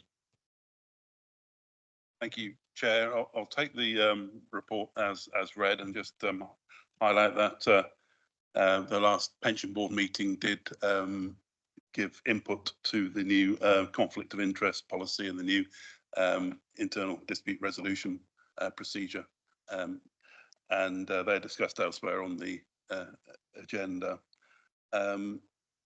We did finalise our annual report, and without rehashing too much on what the previous discussion, we did point out again the escalating risks, and certainly you can't get away from risk. Every local government pension fund provider has broadly the same risks around resourcing. It's really mitigation. You're not going to get away from resourcing risks, but it's how you mitigate those risks and that single person risk. And what we've found over the last couple of years is that it's escalating and escalating. So really encouraging, I'm sure, for the board to hear these mitigations in terms of regradings that we've been talking about today. And also, I think importantly, bringing together admin and the pension fund governance under one new strategic pension fund manager will help provide strategy and focus. So that is really encouraging. The difficulty with the resourcing issues that we've had is it reduces the bandwidth for officers to concentrate on, and the board and the committee to concentrate on other issues like getting ahead in terms of our climate reporting metrics and responsible investment beliefs. I think the wider we can build our resourcing, the more that we can concentrate on other business, including cyber controls and looking at those other risks that need attention. So encouraging that we are now addressing those kind of highest risks, and that will give us capacity to look at other areas in this year. But for the previous year, we couldn't really give, or we couldn't give assurance to the committee that we were in a position to cover all our strategic goals. So we've said that in the report that we can't give that full assurance on the fund, but obviously today is encouraging to hear what we're hearing. And I'd encourage the committee to keep inviting senior officers to talk about what's happening, especially at the moment we're still in this high risk area until we get that key pension fund manager appointment. So hopefully we'll keep the dialogue and keep the feedback going. So I wasn't going to add anything, Chair, to the report unless there were any questions. Councillor Brady. Thank you, Chairman. Martin, thank you. The first 6 years of sitting on this committee, I always failed to understand what the board did and the committee did different. It's only over the last year, thanks to your excellent explanations, your excellent reports, that I do actually now get the difference between board and committee. I struggle with that, Martin, so thank you for that. And the quality of your report helps to guide that. I've got two questions, though. Unless your rules are different than ours, I noticed from your minutes, one of your members last time was virtual at that meeting. As far as I'm aware, you can't virtually attend a council meeting. So I don't, unless your rules are different than ours, I don't see how you can allow that. I mean, I would happily sat at home this morning and done this meeting. If we can attend virtual, I will attend virtual in the future. So I think one of your 5 members was virtual. I don't think that's allowed under the council's constitution. The second point is we just allowed a question virtual from a board member. I also don't think that's allowed at a committee meeting either, unless I've totally got my ducks. Yeah, sorry. Yeah, so a question was asked by a board member virtually to this committee. That's not right either, surely under our constitution, is it? So there's only one point. So yeah, my 2 questions are, Martin, I don't think you're allowed to have a virtual member to your meeting. I stand to be corrected. And should we have allowed a question virtually from a board member to us today? Thank you. The report is brilliant, Martin. Thank you. Thank you, Councillor. Yes, our meetings are under a different set of regulations to your meetings. So your meetings have to be in person, and whereas because we have a different terms of reference and different legislation, and we're meeting under, we don't have to be in person. So unless Democratic Services have got anything to add on that. In terms of the format for today, I'll leave that to the chair. Wise move. No, I think we've always had a long-standing history that we're not prescriptive about those who would ask questions, and in fact at every meeting, in every committee, I think, of the council, even if we have members who are sitting in the back row somewhere, or a member of staff who wants to raise an issue, we're always quite happy to see if we can accommodate those within it, if they assist.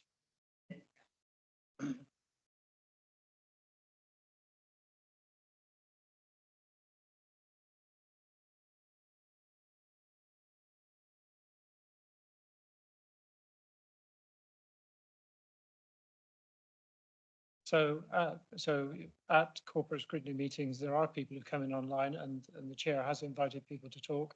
I've sat at the back of cabinet meetings and been invited to talk, even though I'm not a cabinet member, quite frequently, I have to say, and indeed to ask questions, during the meeting rather than saving everything up to the end. So I think if we can accommodate useful inputs during the meeting, we generally do, and we try not to be too prescriptive of it. They are. Yeah. So if you're a member of this committee and you're not physically present, then you can't vote or participate on something. So, but if you're not a member of the committee and you're elsewhere, let's call it virtual or at the back, or Paul, who's sat over there in the corner in his nice red shirt, we try and accommodate those as much as we can. Right, thank you for that, Martin. Are we happy to receive and to note the annual report? Yes, okay, so done. Item 7 then on the agenda is the investment strategy, and we go over to David on this one, who finally gets to speak, I believe. Thank you, Chair. So the item 7 was an update on some of the investment strategy changes that have been agreed by committee. Just giving you an update on where we are with progress with these various changes. So the key ones to highlight, in fact, before I go into some of the changes, I think it's probably notable as well that given the discussions round about pooling and the various consultations in the agenda there, that the changes that you've agreed as a committee over the last few years means that 100% of your listed assets, depending how you look at the UBS passive allocation, are pooled. So in terms of where you are with that consultation, you're ahead of the game because of the changes that you made. So the last one was the shift of your bond allocation over to the Access Fund managed with Royal London as the underlying manager. So again, that was implemented before Christmas last year, and we're currently in the process of making a further investment in that, switching from another Access Fund into that as well. So the main changes that are covered by the update paper, the first one was the infrastructure investment. So again, JP Morgan, although you went through a process yourselves in selecting a suitable infrastructure manager, they are also designated a pool aligned solution, if I get my terminology right, Kevin. So again, you looked at funding that over the last quarter. So you went through legal due diligence. We did try and do some work for the fund, trying to provide a potential secondary opportunity that could have saved you. One estimate was up to £700,000 and being able to buy some of the units on a secondary opportunity. However, we couldn't get the ducks lined up in time, and there was a danger if you didn't make the kind of paperwork deadline by the end of February, you wouldn't have been able to get drawn and invested at the end of March. So you went ahead with a primary purchase of the units in JP Morgan, and that was implemented just before the end of March. So that first kind of 30 million tranche that's been agreed by committee is now implemented. The funding of that came from the Baillie Gifford DGF, the Diversified Growth Fund. And again, there were some additional funds were sold out of that to give you an additional cash buffer to fund some other potential calls that are due in the coming months and years. So the second aspect was the Pantheon's debt fund that you made a commitment to. And again, the legal paper was signed off for that by the end of December. They have now issued the first capital call for that. And I think there's an initial tranche of just over 3 million due by the end of this month, which Joe and the team have been lining up as well. So good to see money starting being drawn down into your new debt allocation as well.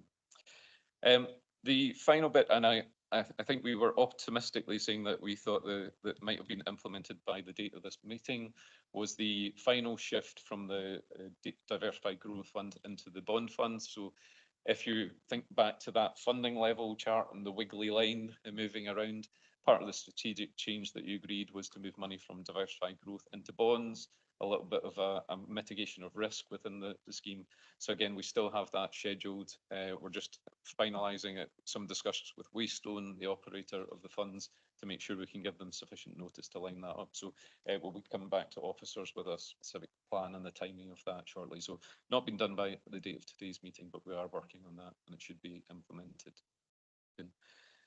So again, those are probably the main points in the update, and you'll come back to the recommendations is to note that the steps taken on the private debt and the infrastructure implementation, and then that further action to divest the remaining assets from the Diversified Growth Fund and invest it in the bond fund with Royal London on the Access platform, which should be scheduled in the coming weeks. Any questions to David? Steve? Yeah, thank you, Chair. Thank you for the paper. I remember not so long ago, relatively speaking, we were encouraged to go into diversified growth funds because they were productive and up and coming way of investing, and because it was all spread, it was getting good returns. I just wonder kind of what's happened to turn this around. That is it as a sector, it's not such a good investment anymore, or is it more down to the individual investor, Baillie Gifford? Or is it a bit of both? I would say a bit of both. What we've seen is the kind of headline or the strap line to these diversified growth funds where we'll give you equity-like returns, but with half or 3/4 or a third of the volatility. You have different claims from the managers. What we've seen is that they have largely failed to do that. They didn't keep up with equity markets on the way up, and then they failed to protect you on the way down. So they had a diversified mix of assets, but particularly where bond yields were, there wasn't much of a place to go, in terms of returns within some of the bond markets they would traditionally have allocated to. And then, equity markets have been pretty robust, so diversifying out of equities didn't give you the benefits that you might have hoped either. The rate, you'll see in our review as well that we have moved that to a negative rating though as well. We do have concerns about the specific manager approach, which was reflected in your decision to agree to move out of that. Part of that was just the ongoing management strategy. Partly it was the focus of Baillie Gifford on that as a strategy. It's now very small parts of their assets under management, and we'd question their ability to keep resourcing and maintaining the focus on that strategy. Happy with them as an equity manager, but on the DGF, we lost that conviction, and again reflected in the decision to come out of that, and it should be complete, I say, in the next few weeks. So are we happy to move those two recommendations? Councillor Churchman proposed. Just one quick question question. We're told people haven't got money, that they're not spending as much, and yet on page, it says capital market outlook. It says that we've gone up as at 31st of March 24. The fund's assets have increased by 28.4 million. I can never quite understand how we're told everybody's tightening their belts, and yet the funds are going up. Am I being too simplistic? Sure, I think it's probably item 8, Councillor. So I'm happy to take questions just now, or if you want to wait, I can provide some additional commentary on that when we. We'll come on to that under the break. So if we can, are we happy with those two recommendations first of all? Yes. Okay. So everybody happy? Yep. Thank you. Those are taken. We'll come on to item 8 then now, David, and hand back to you. Thank you, Chair. So there's the initial cover paper just showing the value of the assets and how they've increased over the last quarter. So up around 30 million over the last 3 months. So again, very positive position feeding through into the valuation position that was discussed earlier. In terms of that kind of broader market context, so the market background one is probably the most relevant to cover Councillor Churchman's question as well, in terms of what we've seen in the background and what's been driving some of that asset growth. So you'll see on those market charts on the left-hand side, you'll see the equity markets, so global, UK, and then the various regions. And then the right-hand side, you've got some of the bond asset classes, property and cash. And what you'll have seen is over the last quarter, we saw some further positive performance from equity markets. So what was driving that? We've seen earnings expectations, particularly in the US, being quite positive at the start of the quarter. You may have heard the phrase soft landing in terms of the depth of the recession we were going into, or actually being able to avoid that. So some of the earnings figures were a lot stronger than had been expected. That fed through into equity markets and saw that kind of positive gains, in particularly in the US and global markets. The UK, a little bit behind, slower growth, not the same kind of rise in earnings expectations there, but still some positive numbers. What we also saw with that, given the expectations for growth were a bit higher, we saw a real shift in expectations on interest rates during the quarter, and that's fed through into some of the bond numbers on the right hand side of that. So at the start of the quarter, we thought, or the market was expecting inflation to come down a bit more sharply than we've actually seen in practice. I know there's some inflation numbers announced today, very topical, which we were expecting them to come down and hopefully go below the kind of 2% target, but possibly briefly because it's driven by the energy cap and how that feeds through. But what that meant is that because inflation might be a bit stickier or sit above target for longer, expectations for interest rate cuts have been reduced. So at the start of the year, people were talking about 6 interest rate cuts over the next 12 months. That's probably more like 2 cuts expected now. And I know there was some comments with the Bank of England this week. So Whether we'll see a first cut in the summer or whether it will be in the autumn, it's yet to be seen. But again, that's been reflecting what happened in bond markets. So because of those interest rate expectations shifted, it had some upward pressure on bond yields, which meant some kind of negative returns on those bond asset classes. The other one, just to note in terms of market commentary, is your property. Some signs of things stabilizing a little bit in the property market, but a kind of caveat on that when we get to the property paper later on is if you actually want to try and go out and buy or sell units, particularly in pooled property funds, there's some big queues out there in terms of people still trying to get out of those. And again, I'll touch on that in the later paper. So in terms of headlines, in terms of the fund itself, probably worth touching on page 5 of the Hyman's paper, 41 of the private pack, where it's got the asset allocation. So you'll see that we've adjusted the benchmark weight to diversified growth down to 0, but you still had about half the original allocation there as at the end of March. Again, that should be corrected in the next few weeks. Still building the allocation to some of the diversifying income asset classes, but the big shift there is you'll see that £30 million now appearing in the JP Morgan allocation, and we've got a new page in the report covering some of the basics on how that's been performing. And again, the next area of focus will be to bring that Royal London Core Bond Fund allocation up towards your target through the remainder of those diversified growth sales. The following page has the kind of performance highlights, so I'll probably make some comments here and then kind of leave it open for questions. So the main highlights to note is that the BlackRock UK equity performance, although not keeping up with global markets, beat the benchmark over the quarter and the last 12 months. So you've been in that strategy about 15 months. You can see the performance of that since you've been invested in it has been positive, both on absolute terms, but also relative, nearly 5% ahead over the last year. So again, that's been a very positive outcome for the fund and moving into that strategy on the Access platform. Newton as well have continued their strong recovery in performance, and that's now feeding through into the longer term numbers. So again, ahead over the quarter, say almost 5% ahead over the last year, so up nearly 26% over the last 12 months is a great result. And again, part of that, you may hear reference to the Magnificent Seven stocks, some of the big tech stocks. So they've had a big position in NVIDIA and some of the chip manufacturers. And again, that's done very well for their performance, and they've looked to actually trim some of that back over the recent period, but that's come through into that positive performance. Diversified Growth Fund a little bit behind, and then UBS, that's the Climate Aware Fund, largely tracking the index. It tries to keep kind of plus or minus a half, but implementing those more carbon friendly tilts to the portfolio as part of their process.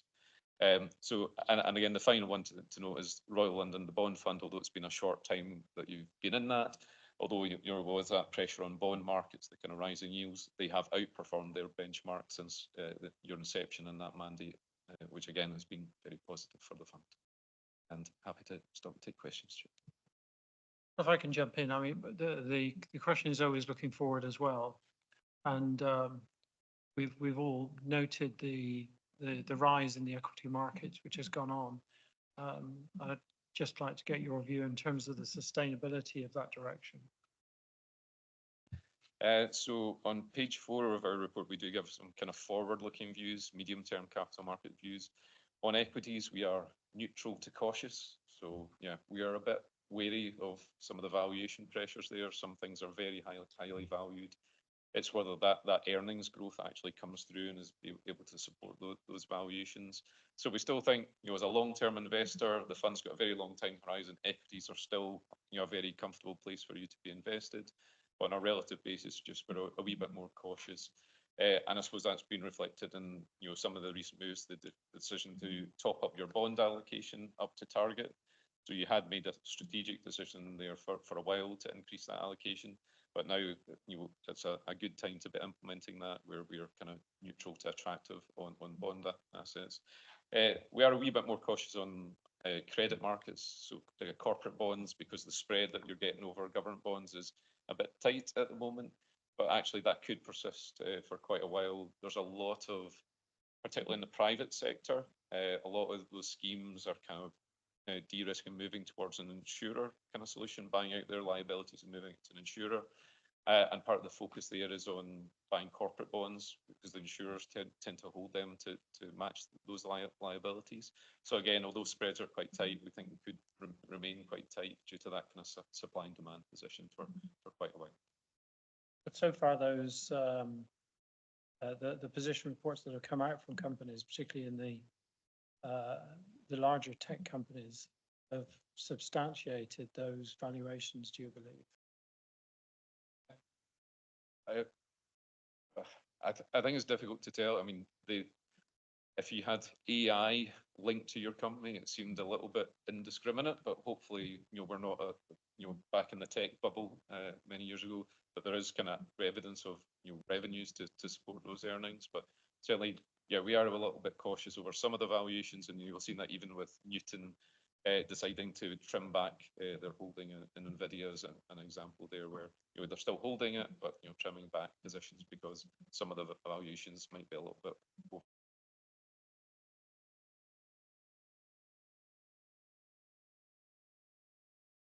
Just one, Chair, thanks. And going back to Chris's point earlier that our fund level is now up to 136%. I'm not sure if that's an all-time high, but it is very impressive. You explained kind of the asset side growing nicely, but I can't quite understand why the liabilities would have gone down, because as far as I'm concerned, we're all living a little bit longer and the other factors don't seem to be changing much. I just wonder if there's any particular reason for that. So that 3.9% kind of return that Chris referred to earlier, effectively that's the kind of rate that you discount your liabilities back to get a present value of them. So what we've seen is, I suppose, triggering from when inflation came through over the last couple of years, interest rate expectations have risen as a result. So even though the last couple of years you have paid significant pension increases out to reflect the higher inflation, the interest rates out into the future are much higher than they were back at that 2022 valuation. So effectively you can discount those liabilities back at a higher rate of return. So that's reduced the liability value as a result. And it's also been reflected the way that you've looked at your strategy. Previously we didn't really want to buy bonds because an index linked gilt was getting you a negative 3% real yield at one point. Now you can buy bonds at a 1% real yield or fixed government bonds that must have, in fact, a yield probably above the 3.9%, which is in the actuaries' assumptions. So yeah, the liability side reflects that higher interest rate environment, the higher yield that you can get on government bonds in the current climate.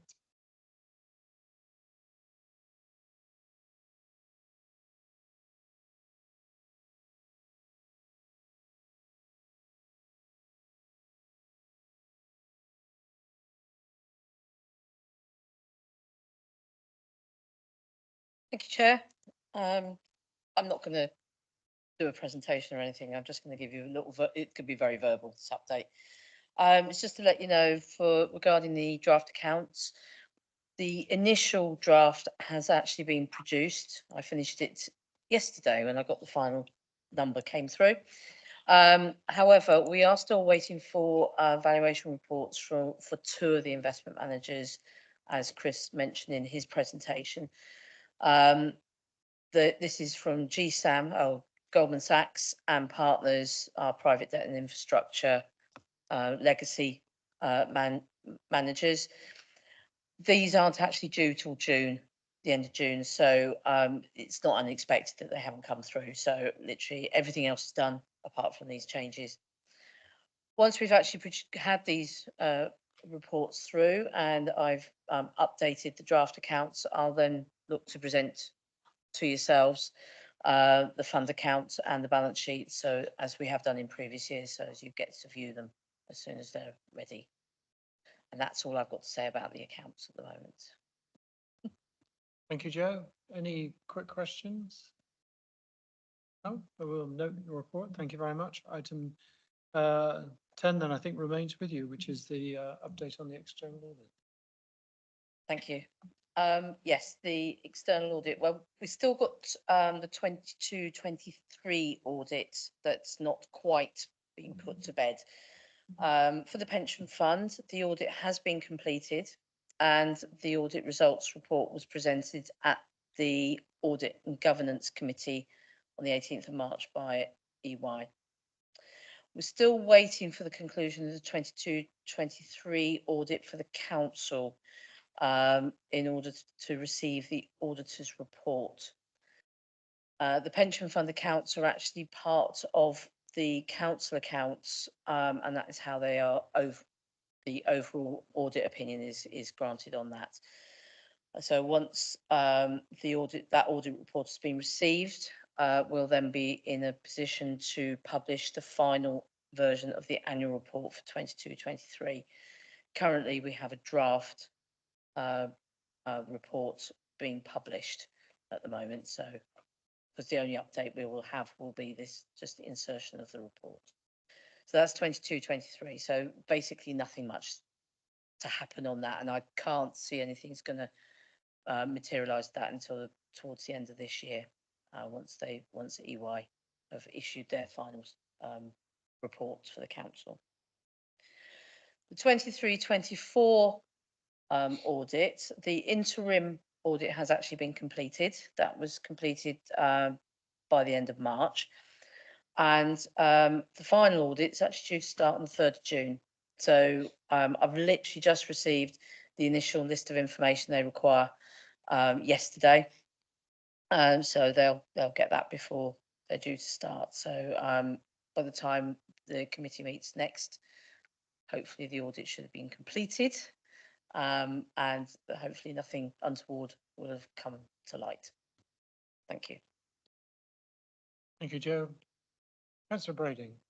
A very quick question, Joe. For the 22-23 audit, are there any sort of set guidelines and timeframes that we have to comply with, or is it just as and when it's available? Are we danger of breach anything, or is there, are we okay? The only criteria the pension fund has is that we have to produce the annual report, which contains the published accounts, by the 1st of December. So we published, because we didn't have final figures, we published a draft report with a draft set of numbers in it, and that was published by the 1st of December. And then, so literally, as soon as the final report is available, we'll revise that, and I'll send out the notifications to the relevant people that the final report's been published. Just wonder with the lack of staff whether we were in danger of being non-compliant, but if we're okay, that's fine. Yeah. Yeah, no, the accounts are running fine, so that's it. So we're happy to note that, everyone. Yes. Lots of nods. I'll take that as noted. Thank you very much indeed. And now we come on to item 11 on the agenda, which is our the proposed conflicts of interest policy. It's my first time speaking, so exciting. I think I've got a couple of items on the agenda for 5. I'm just looking at the. Oh, sorry. Do you want me to bring this closer? Is that better? Thank you. So yes, I've got a couple of items on the agenda. So I'm just looking at the time. So hopefully I'm hoping to probably take up maybe half an hour to go through the 5 items. So for the first 2, for the complaints and internal dispute resolution, I've got a couple of slides. Sorry, the conflicts of interest policy, I've got a couple of slides. So today it's to receive a new policy, new conflicts of interest policy that's specific to the pension fund. And as I say, I thought it might be useful to just run through. So rather than you just saying whatever you're going to say to the proposal, I thought I'd present some slides to explain why we're bringing in a new policy that's different to the council's, but obviously is aligned. So obviously you're all aware of the principles. You all abide by the Nolan principles. You've got your code of conduct with the council, etc. So the new proposal on the table has gone to the board, and it's part of it's good governance. It's coming through with SARB.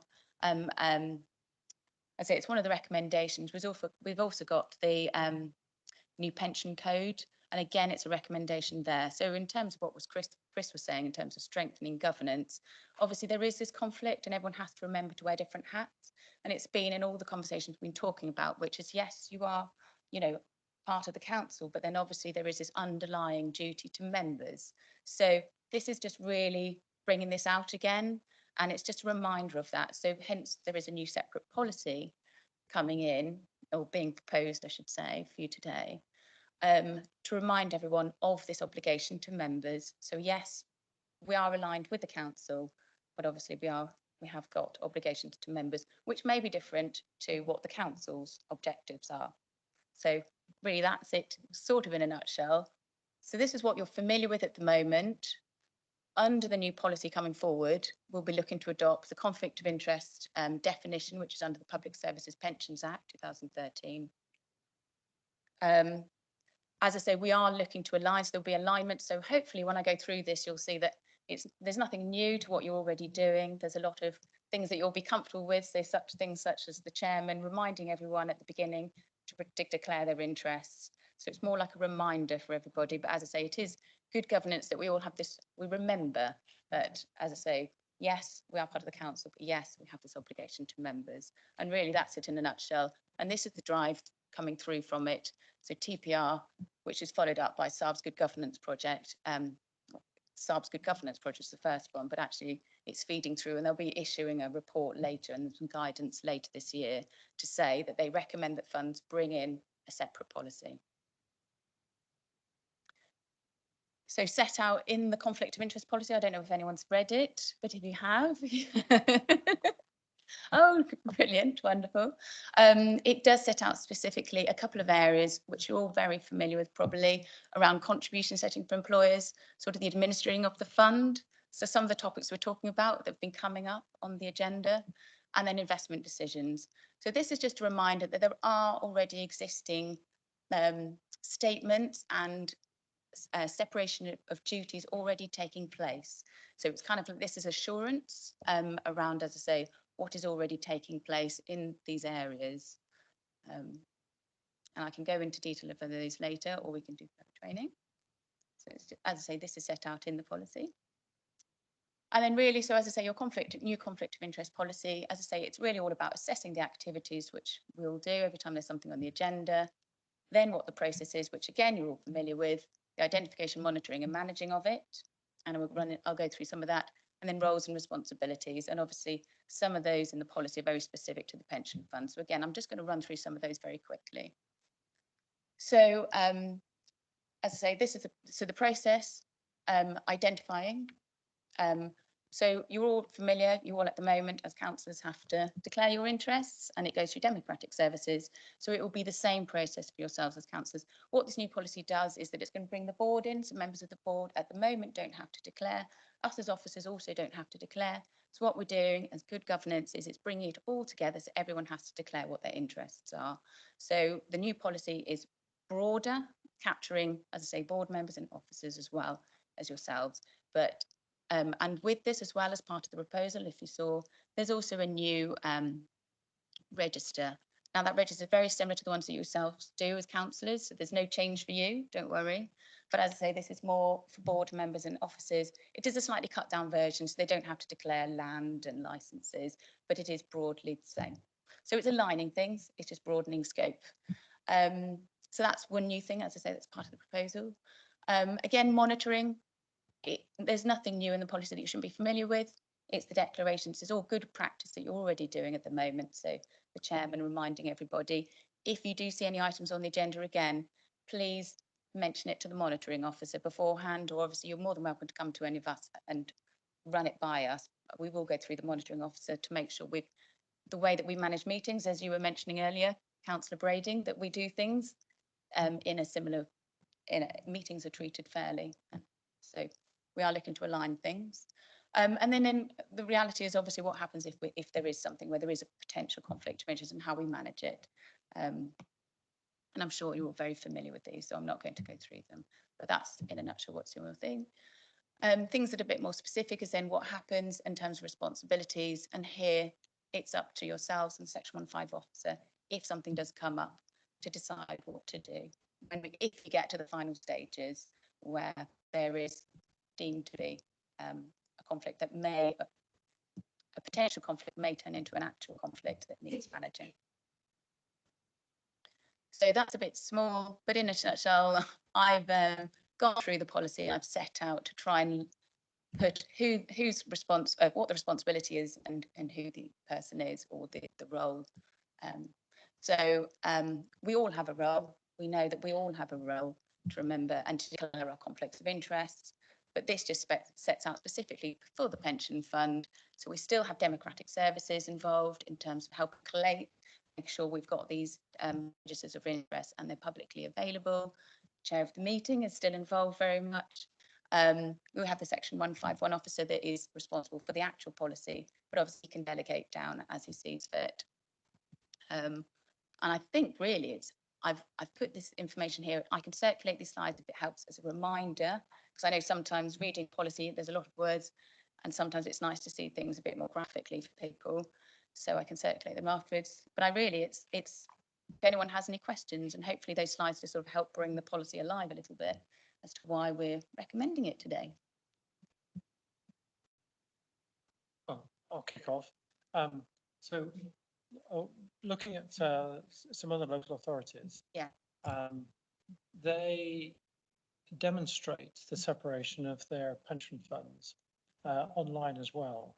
And so they will have a separate page when you come into the council that would take you, if you want to go and see, here's our pension fund issue, not just for the beneficiaries, but for the general public. And that will say who is a member of the pension board, who's a member of the pension committee, not just buried like ours is, go through ModGov, 20 layers down, you eventually find the list of committees and you can find where it is. But they make it an explicit issue to show, I suppose, in some ways, that there is that little bit of an arm's length relation. Well, there is an arm's length relationship between them. That's not a wholly separate website. It's part, in each case I looked at within the council's one, but they do bring it out. Here are the members, and so if you want to know who are the members of your pension committee, you can see it quite easily and succinctly. And I wonder whether we might consider that as a way of doing it. It's the same with the declarations of interest, that the declarations of interest that we do generally as members, we would do separately for the pension committee and the pension board, and those would of course be separate declarations of interest on that annex page. I'll call it an annex page to the council website. Again, because we're making a separate declaration, those declarations of interest should be separately, not just recorded on some document somewhere that Clive Joins or somebody has, but actually held online. But I'll just leave that as a thought with you to show it. I think Joe's got a question. It was just a point, just to say that we have a separate website for the pension fund, separate from the council. So all this information tends to be on the pension fund website rather than the council website.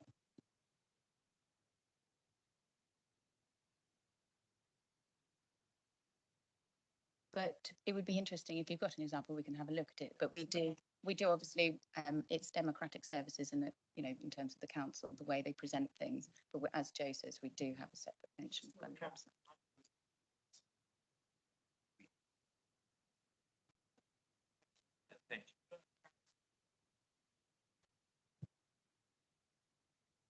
Any questions, people? Councillor Churchman and then Steve. I'm sorry, me first. Not so much a comment, and with all due respect, just more and more bureaucracy. And we have trouble recruiting to the pensions committee now. And maybe to the pensions board. And as a councillor, I'm finding that every movement of my life almost is being monitored. I have to declare this, that, or the other. And it really does worry me how we will attract councillors in the future, but certainly attract members of the pension committee. Thank you, Chair.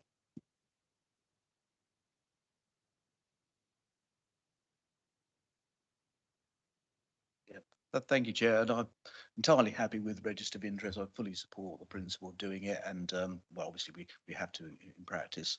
My question really is around, and I have no problem declaring that I'm a current pension recipient and a future pension recipient from the fund. And happy to declare that at every meeting. But given that it is a defined benefit scheme and defined contribution effectively because the government sets it, we, this committee, can in no way affect either those benefits or contributions. I'm happy to declare my interest at every beginning of a meeting, but I cannot think of any decision this committee can make that I could benefit from in any way. So I mean, I'm entirely happy to declare the interest, but I just can't think of anything that we could discuss that I would have a conflict of interest over in reality. And I think that the frank, real position is that the beneficiaries of the pension fund at this committee will be the staff that are funded from it and the investment managers that are funded from it. Thank you. And often interests are aligned. It's only when there's, you know, something's going out for tender and someone may work for Hindens and you'd have to declare that interest. So I may have my other half, they work for Hindens and I'd have to declare that.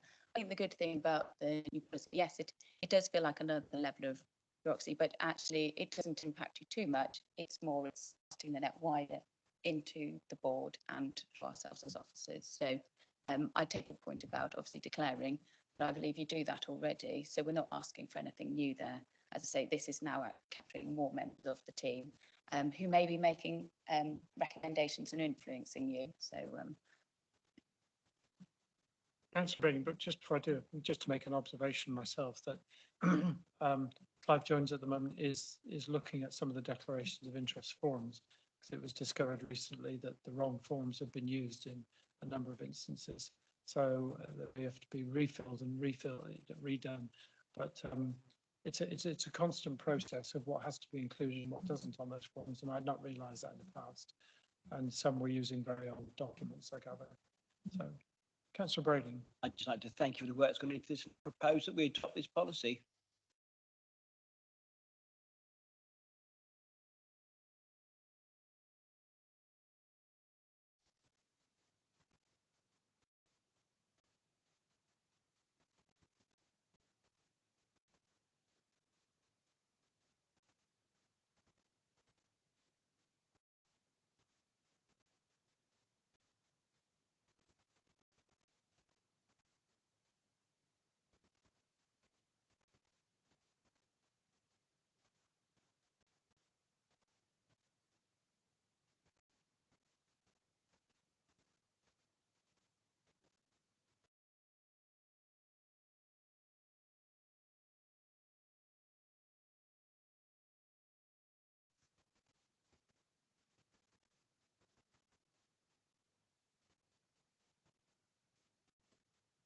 thank you. So moving on to the next item, complaints and internal dispute resolution procedure.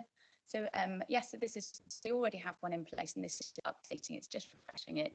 Again, I won't spend too much time. It has crossed the boards, the board have reviewed it. But again, I just did a couple of slides because again, you know, it's quite a long process and procedure and I thought it's quite nice seeing it on one slide sometimes. So yeah, it's updated procedures, that's on recommendation. Main changes, references to the 5 pension schemes being removed, because that's now the council's responsibility ceased in March 2021, as it moved across and became the combined Hampshire and Isle of Wight authority. And then there's just a few other tweaks. So the money and pension service is now replaced with the pension advisory service and help support, and that's been updated. So this has gone out to consultation with employers. We have reminded them of their responsibility to have a stage 1 process in place and complaints process in place. You will have seen the responses in the appendix, and we will be looking to do more to remind them and run some training sessions to help remind them when we issue the updated procedure if it is approved. So in a short, on this one slide, and again, I'm very happy to share this afterwards, but this is kind of in a nutshell what you're proposing today. This is the updated complaints and internal dispute resolution procedure. And if anyone has any questions, I'll very happily take them. As I say, I've kind of laid it out on one slide to show that people start off with the complaint, and if they're not happy, they move through to stage 1, and then after that they can move to stage 2, and all the individuals that are involved in the process. But as I say, there's no major changes. The main change is just the old tweak here and there to bring it up to date as a matter of good practice and good governance, just to refresh things. Thank you. Any questions or somebody propose it? I think after 7 years, we ought to review this policy because it started in April 2017. It's taken 7 years to get to this process. It's delayed. I say no more. I'd love to have copies of the slides that you shared, so really useful. But yes, I'll happily propose we adopt 7 years and 1 month, we adopt this policy. Someone second? Thank you, Councillor Stewart. All those in favour? That's carried. Thank you very much indeed. Right, Louise, we'll stay with you on the risk register. Sorry. So the next item is the risk register. How many complaints have we actually had, or do we actually get? Just very roughly. I mean, 1 or 2 Maybe or 10 or that- 20? I don't think we get many. And Chris, I think obviously I've only been a short time. So I think Chris, in your time, the Section 115 officer, you mentioned there maybe 1 that's gone up to dispute. I can only recall dealing with 1 of significance. No, it was Carisbrooke Castle. Yeah, no, it wasn't a fire service related one, but I can only remember 1 of significance, and that was probably a couple of years ago now, 2-3 years. That was related to the proposed departure from the scheme and the calculations related to it, and whether they were aware at the entry or exit as to what it was. But you're right. Was it really 2 years ago? I was here, so it can't be more than 3. No.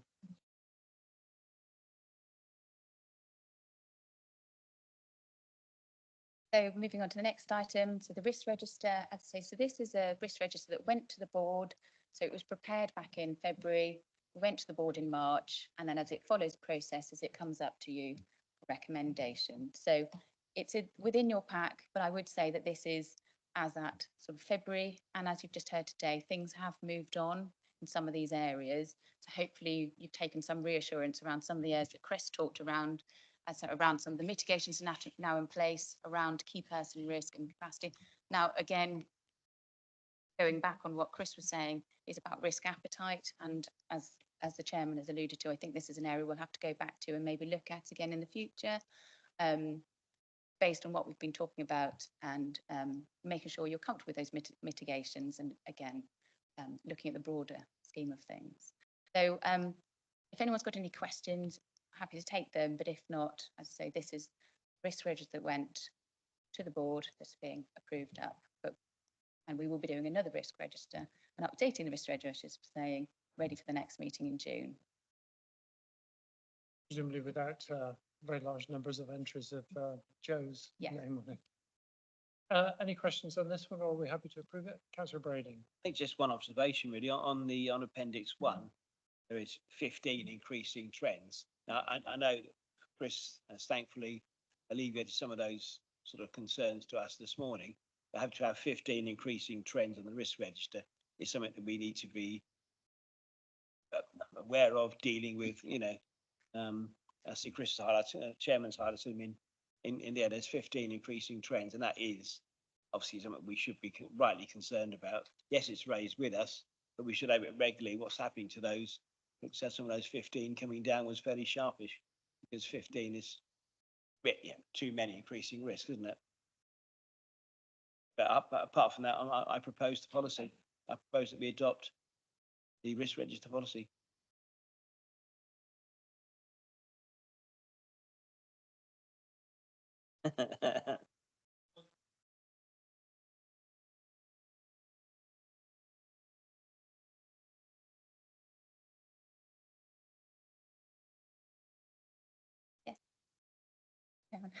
So yes, knowledge and understanding update. So again, an update went to the board, and I believe you all took part in a survey, or many people participated in a survey to understand the current knowledge and understanding within the committee and the board. And looking at the report, it does look like there's certain areas of interest that came through. An area that people are keen to know more about is administration, which is probably quite timely given the fact that obviously that's an area key focus for all of us at the moment. So In terms of how to take this forward, I have got some slides, and I think the proposal at the last board meeting was that I have an informal session really to talk to people, and rather than imposing onto you certain things, I'd like to talk to you about how we can fit training in, and what's going to work best for yourselves as councillors and obviously as the board as well. Because one size is, you know, I can't just say, yes, we're all going to take a day out of our time. I'd like to know what's going to work for all of you. I did take some assurance, and that I spoke to Becky from Saab about what other funds are doing, and obviously everyone's got similar challenges, but obviously I can draw down from some of the things. So I understand there's a programme where all councillors go on, and it's run, I've forgotten the organisation it's run by, but they're going to be looking to do a bit more, because they understand that you've got so much training you have and areas that you have to cover as councillors. So I will be looking to work closely with and understand what's happening in terms of the overall package of training provided to councillors, and how we can look at how the pension fund comes through into that, and obviously separately with the board, and then individuals' needs. So we've got new board members joining, we may have new councillors joining, and the induction process. So all of that, I do have slides, and I've got new welcome letters, and we've got different proposals. But really, as I said, I'd like to talk about it in an informal session, because it would be nice to have some dialogue and discussion around some of those things. It'll be good to, we're putting all this, so many of these new things in process now. You never know, next May, there might even be some different councillors. Sorry? I mean, one area that I've seen work before, and one thing I did talk about with Becky is actually, for example, if we would talk about, I know it's on the risk register and it's come up today around ESG and responsible investment, for example, is that before an item is discussed, so maybe if Kevin was to present on something that's happened with access, we'd sort of run some training. So I'd like to speak to the chairman to say, could we allocate half an hour before the meeting starts, and look at the timings of some of these things to run some training. So then before someone presents, you know what it is, and you've had some it's almost like background information, but naturally it's training as well, on areas before they then put forward for proposal or for discussions on certain areas. So that can work, because rather than it being done in isolation, you forget about it. You know, you go off and do some pension scams training. Actually, it might be more prevalent when it's on the agenda. So we link things together, so it's more prevalent in your mind at the point when you're then having to make a decision or get an update on something, if that would work. But that's one suggestion maybe we could No, discuss. very good suggestion, I think. Councillor Brading. I won't say any more today, I promise. But I did knowledge progress assessment back end of last year. It was horrendous. It took sort of over 2 hours to complete, but I scored a decent percentage according to Joe. But the good thing is, it did actually give you on the back all the answers that you gave and what the correct answer was, so you can learn by, you know, where you got it wrong. But as a committee, we used to have fairly regular training, didn't we? We've sort of gone away from that, and it's now the online training, which is good because it gives you the answer, so you can see where you went wrong.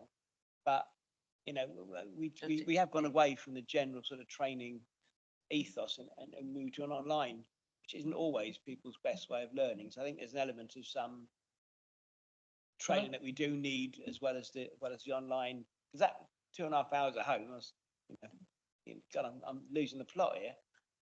But I actually did score at the end of it quite well. Well done. But we need to get back that model of some sort of training as well, I think.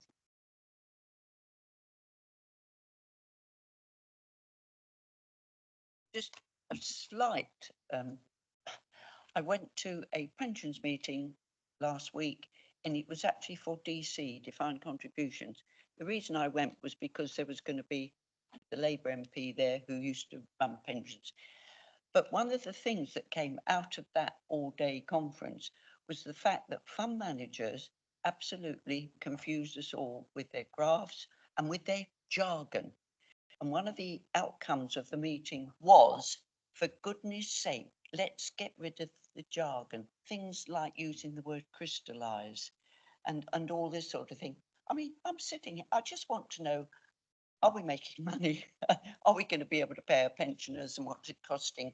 I don't need all the jargon. So would I say to you, you know, please keep it simple for the layman in the street. I do come to this once a quarter. I go to different things in London. However, my mind half the time is just completely awash with jargon that I do not understand. So if you can cut through some of that and encourage our fund managers to do the same, Hyman's listening, I'd be grateful. Thank you.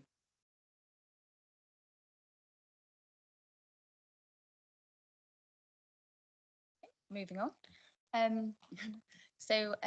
Yes, I think this is just a verbal update. So I think, as I say, so at the last meeting, I believe Joe talked about the new pension regulators code of conduct, code of practice coming in. So obviously that's come in.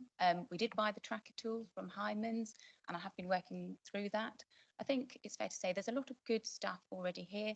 They are raising the bar around what they expect. So there will be new areas, so that we will then have to have an action plan again around areas that we need to work towards.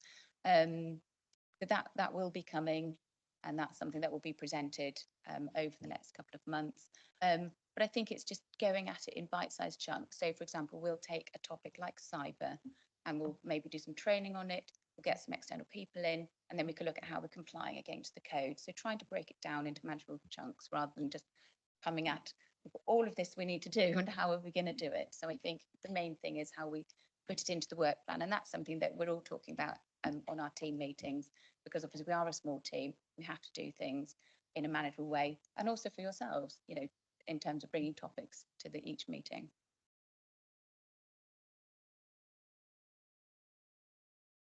Then we'll have members' question time.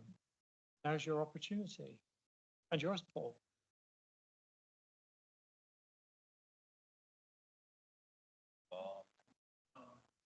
We don't have any written ones. I did have a question which I'll bring forward, which was what will change with the pension committee next year when we go to a committee system? And my understanding is nothing at all. So that's a very simple answer.